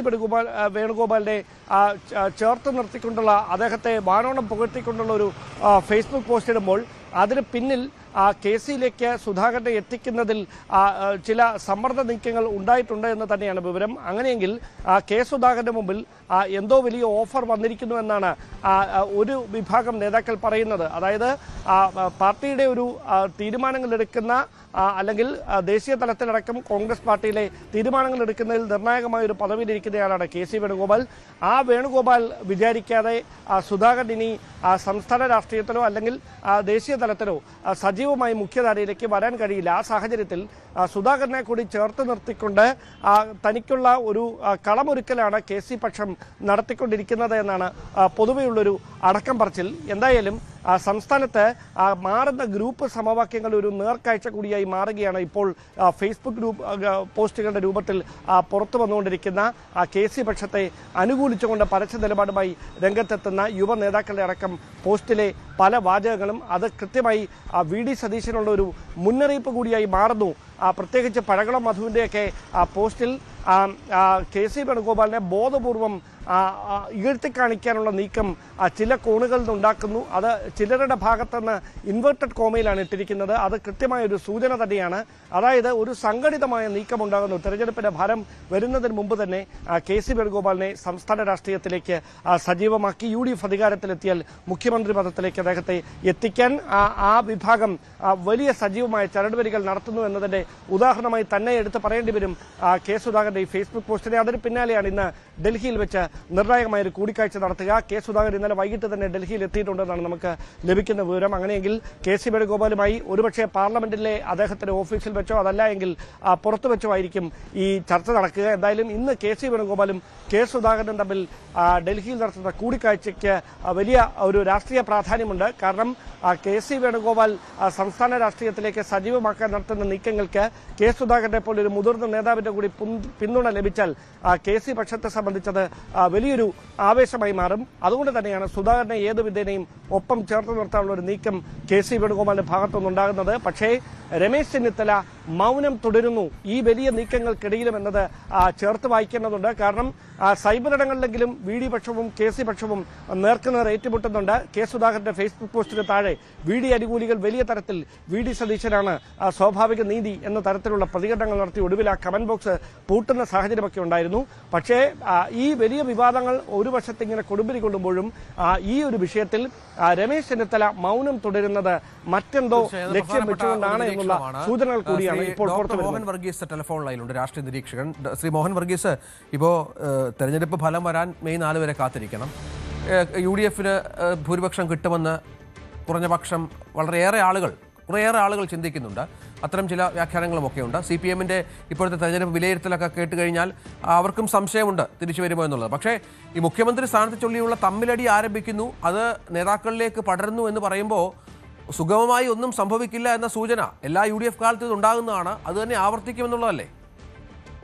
വീണ്ടും പഴയ രീതിയിലുള്ള UDF-ന്റെ തൊഴുത്തിൽ കുത്തും തമ്മിൽ തല്ലും, അതും കോൺഗ്രസിന് ഉള്ളിലെ പടലപിണക്കങ്ങളും എല്ലാം തന്നെ തെരഞ്ഞെടുപ്പ് വരെ പുറത്ത് വന്നിട്ടില്ലായിരുന്നു. പക്ഷെ തെരഞ്ഞെടുപ്പിന് ശേഷം അത് വലിയ ഉഗ്രപ്രതാപിയായി അത് പുറത്ത് ചാടുകയാണ്. അങ്ങനെയാണ് 3 നേതാക്കൾ KC വേണുഗോപാൽ, രമേശ് ചെന്നിത്തല, VD സതീശൻ, ഈ 3 നേതാക്കളുടെ അനുയായികൾ ഒളിഞ്ഞും തെളിഞ്ഞും സൈബറിടങ്ങളിലും നേരിട്ടും ഒക്കെ തന്നെ അവരുടെ നേതാവിന് അനുകൂലമെന്ന് തോന്നാവുന്ന രീതിയിലുള്ള പരാമർശങ്ങളുമായി കളം നിറയുന്ന കാഴ്ചയാണ് കാണുന്നത്. യഥാർത്ഥത്തിൽ എക്കാലത്തും UDF നേതാക്കൾ പറഞ്ഞിരുന്ന ഒരു കാര്യമുണ്ട്, ടീം UDF ആണ് മത്സരിച്ചത്, അല്ലാതെ ഒരു നേതാവല്ല. ഏതെങ്കിലും ഒരു നേതാവിനെ മുഖ്യമന്ത്രി സ്ഥാനത്തേക്ക് ചൂണ്ടിക്കാട്ടി അല്ല മത്സരിച്ചിരുന്നത്. പക്ഷെ UDF-ന് ഒരു രീതിശാസ്ത്രം അനുസരിച്ച് ആർക്കും എപ്പോഴും അഭിപ്രായം പറയാവുന്ന ഒരു പാർട്ടിയാണ് കോൺഗ്രസ് പാർട്ടി. കുറച്ചുകൂടി മുസ്ലിം ലീഗിന് കുറച്ചുകൂടി ഒരു സംയമനം പാലിക്കാൻ കഴിയും, പക്ഷെ കോൺഗ്രസ് അങ്ങനെയല്ല. അതുകൊണ്ട് ഇപ്പോൾ വന്നിരിക്കുന്നത് സാമാന്യം വലിയ നേതാക്കളെ, കെ സുധാകരൻ തീരെ ചെറിയ മീനല്ലല്ലോ. കെ സുധാകരൻ ആദ്യം രമേശ് ചെന്നിത്തലയ്ക്ക് അനുകൂലമായി അഭിപ്രായം പറയുന്നു. ഒരുപക്ഷെ അത് സതീശൻ വിരോധത്തിൽ അല്ലെങ്കിൽ സതീശനുമായി മുൻകാലങ്ങളിൽ ഉണ്ടായ ചില അസ്വാരസ്യങ്ങൾ, അതാണ് കെ സുധാകരനെ കൊണ്ട് ആ രീതിയിൽ സംസാരിപ്പിച്ചത് എന്നതായിരുന്നു നിഗമനം. ഇപ്പോഴിതാ ഏതാണ്ട് പരസ്യമായി തന്നെ കെ സുധാകരൻ, മുൻ KPCC പ്രസിഡന്റ് കൂടിയാണെന്ന് ഓർക്കണം, വർക്കിംഗ് കമ്മിറ്റി മെമ്പറാണ്. അപ്പോൾ കോൺഗ്രസ് രാഷ്ട്രീയത്തിൽ സമുന്നതമായ സ്ഥാനമുള്ള കെ സുധാകരൻ ഇപ്പോൾ ഇതാ KC വേണുഗോപാലിന്റെ ഈ ഇപ്പോഴത്തെ അഭിപ്രായ പ്രകടനത്തിന്റെ പേരിൽ സംശയമില്ലോ ശ്രീ മോഹൻ വർഗീസ്, സതീശൻ വിരോധം തന്നെയാണ്. കാരണം സതീശനെ എല്ലാവരും പ്രൊജക്ട് ചെയ്യുന്നു. നമുക്കറിയാം വിജയത്തിന്റെ ചുക്കാൻ പിടിച്ച ആൾ സതീശനാണ്, സംശയമില്ല. വിജയം ഉണ്ടാവുകയാണെങ്കിൽ ചുക്കാൻ പിടിക്കുന്ന ആൾ സതീശനാണ്, സംശയമില്ല. സതീശൻ വിരോധം നേരത്തെ മുതൽ തന്നെ KPCC അധ്യക്ഷനും പ്രതിപക്ഷ നേതാവായി ഇരിക്കുമ്പോൾ ഇരുവർക്കുമിടയിലുണ്ട്. അത് എന്താണ് ആ തരത്തിൽ മുന്നോട്ട് കൊണ്ടുപോകാൻ KC വേണുഗോപാലിനെ കൂട്ടുപിടിക്കുന്നു. ഇവിടെ ഒരു ഫോർറണ്ണർ സതീശനാണെന്നൊരു പൊതുധാരണയാണ് ഉണ്ടാവുന്നത്. കാരണം വെസ്റ്റ്മിനിസ്റ്റർ മാതൃകയിലുള്ള പാർലമെന്റ് ജനാധിപത്യത്തിൽ ആരാണോ പ്രതിപക്ഷ നേതാവ് കഴിഞ്ഞ 5 വർഷമായി പ്രതിപക്ഷത്തെ നയിച്ചുകൊണ്ടിരുന്നത്, അദ്ദേഹമാണ് ഷാഡോ ക്യാബിനറ്റ് തലവൻ. ഷാഡോ ക്യാബിനറ്റ് യഥാർത്ഥ ക്യാബിനറ്റായി തെരഞ്ഞെടുപ്പ് ജയിച്ച് അധികാരത്തിലെത്തുമ്പോൾ പ്രതിപക്ഷ നേതാവ് മുഖ്യമന്ത്രിയാവുക എന്നത് സാമാന്യ തത്വമാണ്.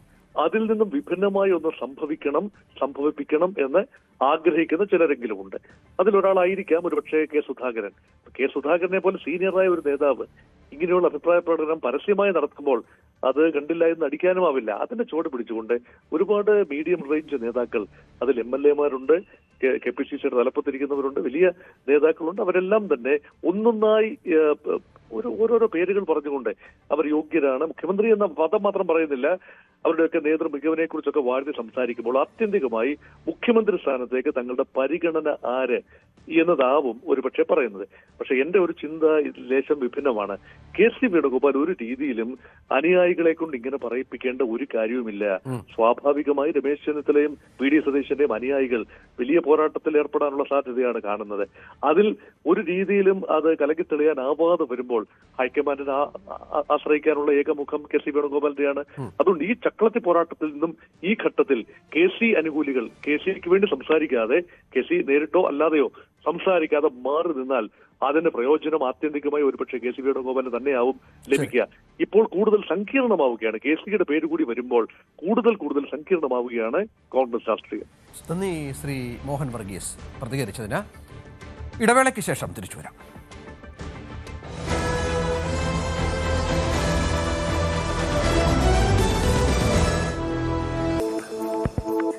ഔദ്യോഗിക അനുമതിയും നൽകി. പൂരപ്പറമ്പിൽ തലയുയർത്തി നിൽക്കുന്ന ശിവരാജുവിനെ കാണാനുള്ള ആവേശത്തിലാണ് ആനപ്രേമികളും നാട്ടുകാരും.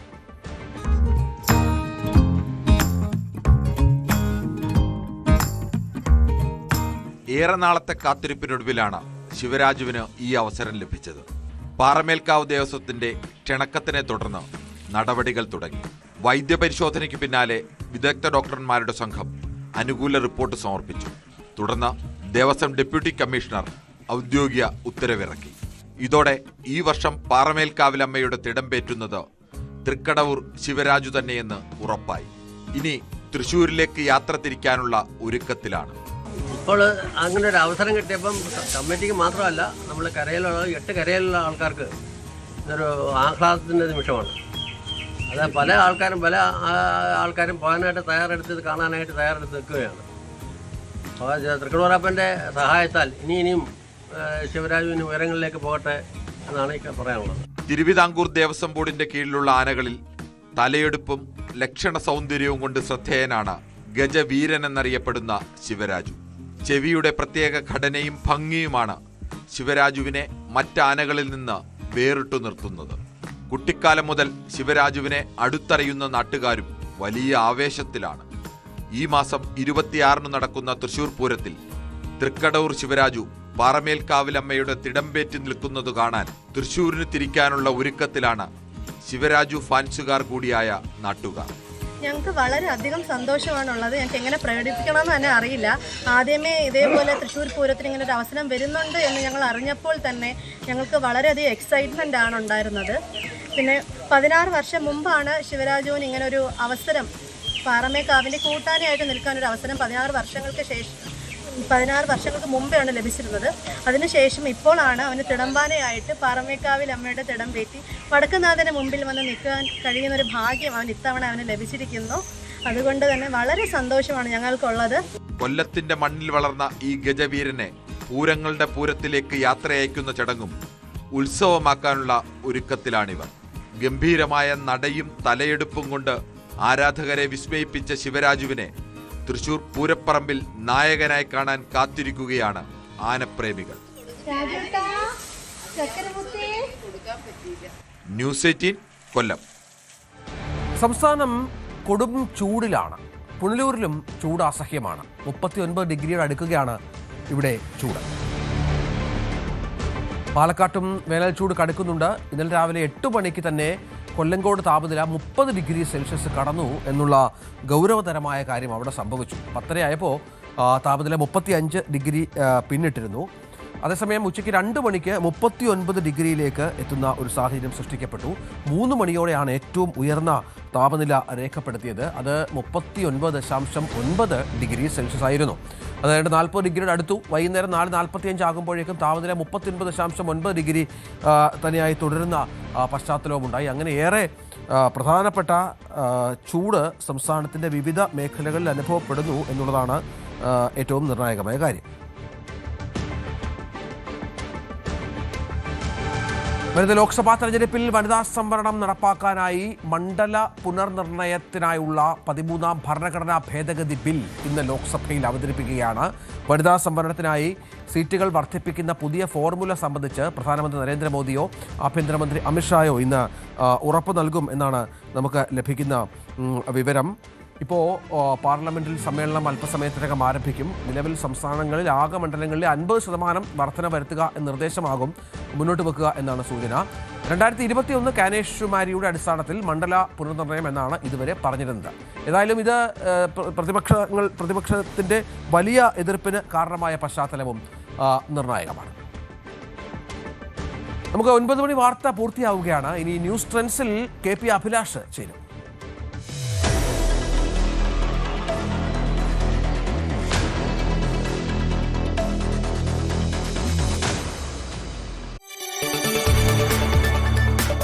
കൂടുതൽ വാർത്തകൾക്ക് news 18 Keralam YouTube channel subscribe ചെയ്യുക.